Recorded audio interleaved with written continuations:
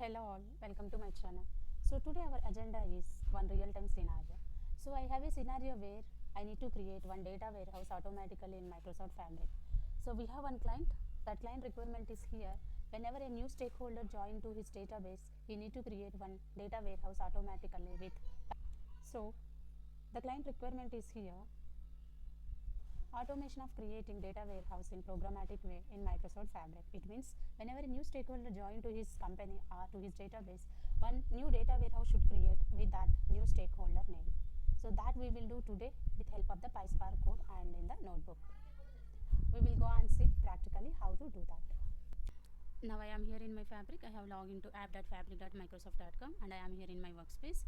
So if you see here, I have these many folders and these many items in my workspace, some reports, semantic models, and some data flows, notebooks I have, and some folders I have. Now here I need to create one data warehouse with one name automatically with help of the PySpark code.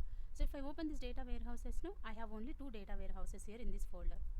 After successfully running off our code, one data warehouse should create here in the workspace. So for that now, I have a notebook code. Let me go there and I will show you that. So this is my notebook where I have created with PySpark code. If you see here, the data warehouse name is DWH underscore automation. With this name, I need to create one data warehouse in that particular workspace. In the whole code, we have to change only two things. One is your warehouse name. The respective warehouse name you have to give here to create, and here the workspace ID we have to give. So I have already created one video on workspace ID or an item ID, how to get any item ID in Microsoft Fabric. So here workspace ID, in this URL, after whatever the groups we have, this is the workspace ID. We have to copy this workspace ID from this URL and we have to copy that and paste here. Now if I run here, then one automation workspace will automatically create with this name. Let me run now. So it ran successfully and after that I'll run the second code.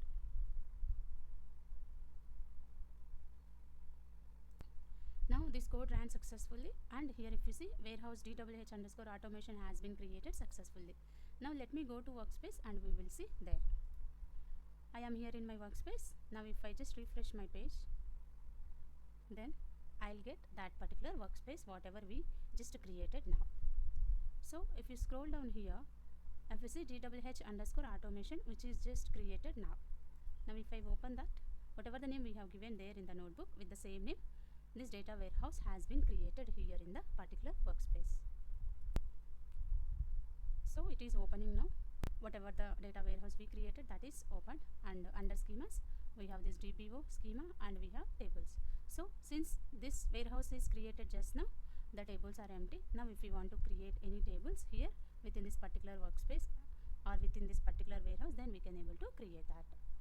And if you want to create the warehouse with the stakeholder name, for example, then what we will do, we will go and change the warehouse name and we will run that notebook again. Now I came to here my notebook. Now let me just give one client name here. So my client name is here SK, data analytics with SK. This is my client name. Now let me run it. So one data warehouse should create after this. Now let me run again this code so that after successfully running of this code, one data warehouse with this name should create in this particular workspace.